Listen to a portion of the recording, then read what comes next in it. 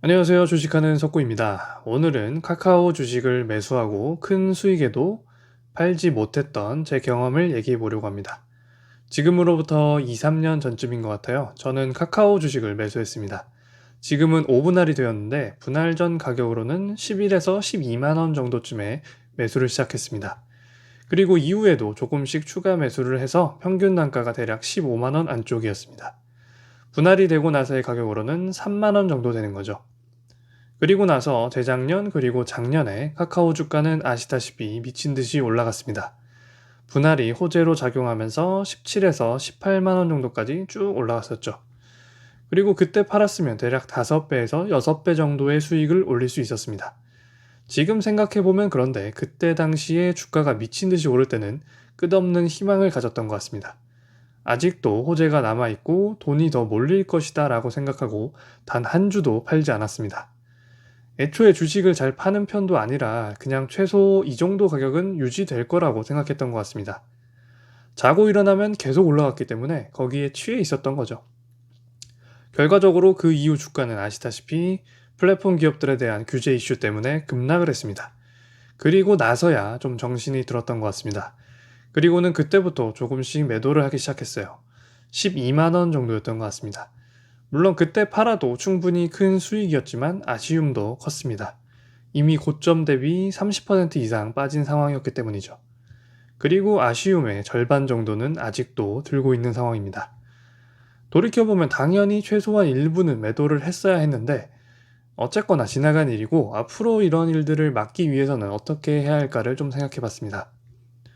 우선 큰 수익이 나고 있는 종목들의 약점을 최대한 많이 생각해 봐야 한다는 것입니다.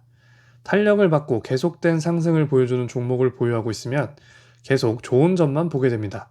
일단 내가 수익을 내고 있으니까 그 종목에 대해 만족감이 굉장히 커져 있는 상태고 내 기분 자체도 행복한 상태이기 때문에 부정적인 것들보다는 긍정적인 면을 더 보게 되는 거죠. 그 상태에서는 그 기업의 약점이 없어 보입니다. 심지어 그런 탄력을 받고 있는 상황에서는 기업 리포트도 좋은 말 뿐입니다, 사실. 그렇기 때문에 아예 좋은 점은 생각하지 않고 그 상황에서 그 기업의 약점만을 생각해 봐야 할 것 같습니다. 그렇게까지 해도 아마 그 기업에 대해 긍정적인 면이 더 많이 보일 가능성이 높습니다. 사람이 그렇게까지 이성적으로 판단하기는 쉽지 않은 것 같습니다. 그래도 최대한 부정적으로 보려고 노력을 해봐야 할 것 같습니다. 이게 100% 실행이 되지 않을 가능성도 충분히 있기 때문에 두 번째 방법으로 저는 기계적 익절을 하기로 결정했습니다. 이것 역시 기준은 개개인별로 다 다를 수 있겠지만 자신만의 기준선을 정해놓고 그 기준을 넘으면 무조건 부분적으로 익절을 하는 것입니다. 내 목표 수익률에 다다랐다고 생각되면 그 이상 오를 때마다 최소 1에서 2%씩이라도 부분적으로 계속해서 익절을 하는 겁니다.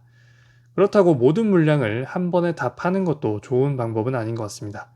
그랬다가 추가적으로 계속된 상승이 나왔을 때 내가 들고 있는 물량이 하나도 없다면 심리적으로 오히려 더 타격을 받을 수 있기 때문입니다. 근데 이게 참 아이러니한 게 애초에 익절 목표를 한 30% 정도로 잡았다면 저는 몇 배의 수익을 당연히 올릴 수 없었을 겁니다. 그 전에 다 팔았을 거기 때문이죠.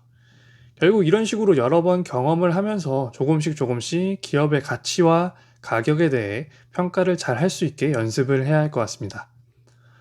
무조건 주식은 기본적으로 멘탈 관리를 잘 해야 하는 것 같습니다. 그래서 부분 익절을 통해 오르면 오르는 대로 일부 물량을 갖고 있어서 좋고 내려도 이미 부분 익절을 했기 때문에 심리적으로 영향을 좀 덜 받을 수 있을 것 같습니다. 충분히 수익을 내고 있는 상황에서는 더 큰 수익을 노리기보다는 부분 익절을 통해 계좌를 관리하는 것이 어느 정도는 필요한 것 같습니다. 물론 이 방법들이 다 쉽지는 않을 것 같습니다. 주식하는 사람들은 어쨌든 발바닥에서 사서 머리 꼭대기에 팔고 싶은 욕심이 기본적으로 있기 때문입니다. 근데 그런 매수, 매도 타점은 아예 안 된다는 가정을 내 머릿속에 먼저 하는 게 좋은 것 같습니다. 그래야 욕심도 좀 줄어들고 그냥 아예 없는 가능성이기 때문에 지나가는 일들에 대해 후회를 하지 않을 수 있을 것 같습니다.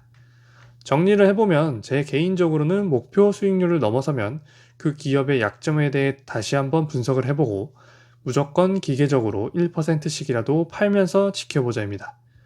그렇게 반복하다 보면 기업의 밸류에이션을 좀 더 정확하게 측정할 수 있을 것이고 기준선도 좀 더 정확하게 설정할 수 있을 것 같습니다. 주식은 끝없는 경험과 공부로 결국 수익률이 결정된다고 생각합니다. 후회보다는 복기를 통해 좀 더 공부할 수 있도록 해보겠습니다. 오늘도 영상 시청해 주셔서 감사합니다.